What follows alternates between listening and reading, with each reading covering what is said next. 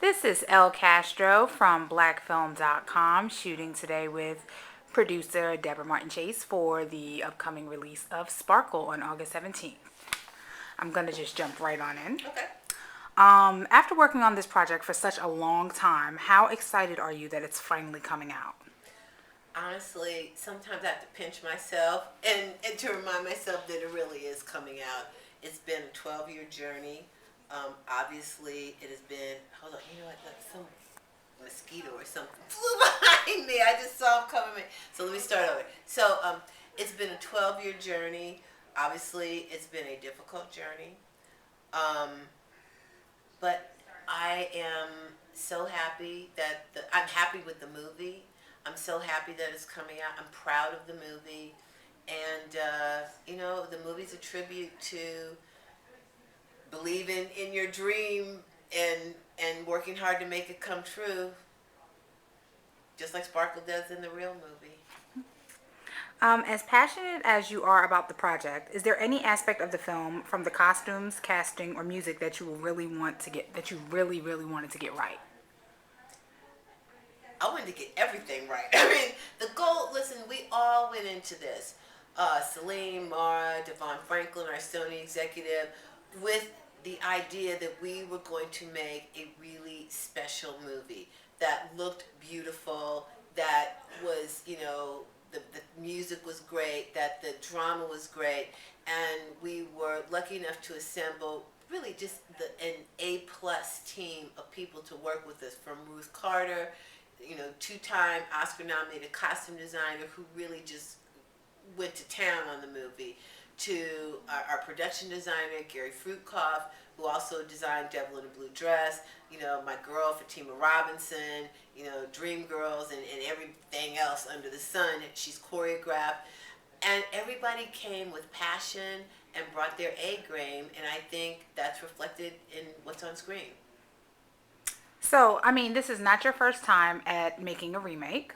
So, what really goes into making a successful remake?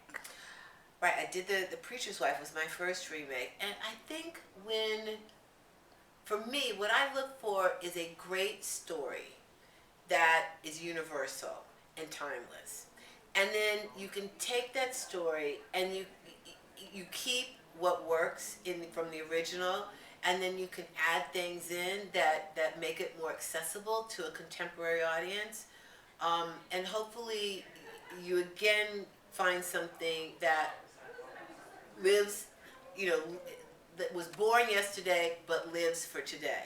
So with Sparkle, for instance, I mean, Sparkle's such a beloved title in the African American community. Love is why Whitney and I wanted to remake it, because we both loved the original movie. The story of a young girl finding her voice, finding her courage to step into the light and to shine and be everything that she could be, is obviously one that's timeless. But the original movie, actually the original movie, although it came out in 1976, was actually set in the 50s. And so I think, we wanted to preserve the sense of time and period, but really in a way that was an homage to that time period, and also bring in contemporary sensibilities so that the movie was accessible to today's audiences as well. Now, like you just mentioned, this has been a journey, 12-year journey for both you and Whitney together. How difficult will it be when you're walking the red carpet for the premiere without her? It's gonna be very difficult. It's gonna be very difficult. This is, it took. I'd seen the movie for the first time, the week before, just a few days before we lost her, and so for weeks after that, in watching the movie, my only goal was to just get through it. Um, Funny, we did a magazine shoot for Essence, the women behind Sparkle, and literally the photographer had placed all of us on the couch and was just getting ready to. He said, "Don't move," and he was walking over to the camera, and every woman came on the music, and I just burst into tears, but I also knew it was her way of saying, I'm there with you. And I know she loved this movie so much. She was so happy to be a part of it. She was so happy we were making it. We had more fun together than I've ever had with her on a movie set while we were making this. She was healthy. She was happy. She was passionate. She loved the cast. She loved Celine. She loved Mars. She loved Detroit. She loved Devon. I know she's here with me. And she's going to be walking down that red carpet with me in spirit.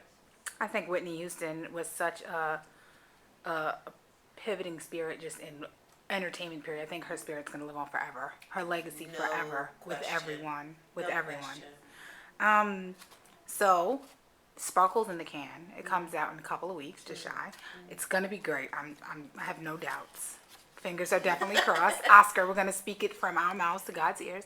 Oscar, what is next? I know that you're working on the remake of Grease. Dirty Dancing, excuse me, Dirty Dancing. Have you begun the casting for that? We actually were, I was actually supposed to be shooting that movie right now. I mean, we're up and running, and we ended up getting pushed because we hadn't found Baby and Johnny yet. So we're pushed to the spring. So we're well on it. We've got great script. Because this is a song and dance musical. So we've got songs written by some of the top songwriters of the day. We had chosen our dancers. We have our locations in North Carolina. We're well on our way, Kenny Ortega and I. And so that should be going in the spring. And then I also literally 2 weeks ago, I just signed a overall producing deal with ABC. So I'm really going to get into the television series business, and I'm thrilled. Shonda Rhimes better watch out. Oh, Shonda's my girl. Well, I mean, but she's been holding it down as the only. But you know what? The good news is, we had breakfast yesterday because she started as my intern. Yeah. Well, you must be very proud to see what she's become. I'm so proud of her, and so it's great because Shonda. When Shonda was at USC in graduate school, I called over to USC. I was running Denzel's company. I called USC and I said, okay, look, you have to have one great black student. Not okie doke, but great. And they sent me Shonda. And so Shonda was my intern. And then when she graduated, I got her first job, her first writing job. She went on to write 3 movies for me, one of which was Princess Diaries 2. So it's great for both of us to be there, be at ABC, and she, giving me advice yesterday, and I was like, great, so. Because she's been doing it successfully. Right. She's been uber successful. Yes. Yeah. Yes, so, she has, and Scandal's taking up everything. Love Scandal. Love it. No, that's my girl. So it's really good. It's a good home. So, have you started thinking about your projects for ABC? I haven't. I mean, literally, this deal closed 2 weeks ago. So I'm building. I'm staffing, and I have a lot of ideas, but we haven't. I mean, I'm really just gearing up for sure. But I'm very excited. And then we'll continue to do movies as well, but really going to focus on moving in that direction. That could be something that would be very powerful, a collaboration with you and Shonda for a possible future film. Oh, we've talked, like I said, she wrote Princess Diaries 2 for me before. We've talked about other stuff. I mean, at one point, I had talked to her about Sparkle, and she was... she loves Sparkle. I mean, everybody loves Sparkle. So, and she just wasn't available. It was right in the thick of Grey's and in private practice. So, anyhow, yeah, it's all good. Can you just give our audience lasting words, theater goers, what they can expect for Sparkle and why it's important for them to go out to theaters on the 17th to support this film? First and foremost, I am very proud of Sparkle, and I think it's a great movie. And I think that is the ultimate motivation for theater goers. You to go see a movie you want to. You can't guilt anybody or convince anybody to go see something that they really don't want to. So first and foremost, you're going to love the movie. But secondly, we all have put our hearts and souls into it, and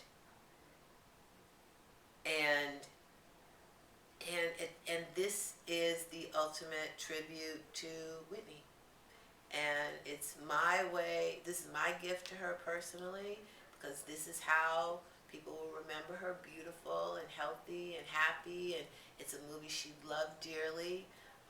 We didn't change a thing. It's because, there's some lines in there when you see the movie that you like, in light of what's happened, but at the end of the day, she wouldn't have wanted us to, because she loved it so much.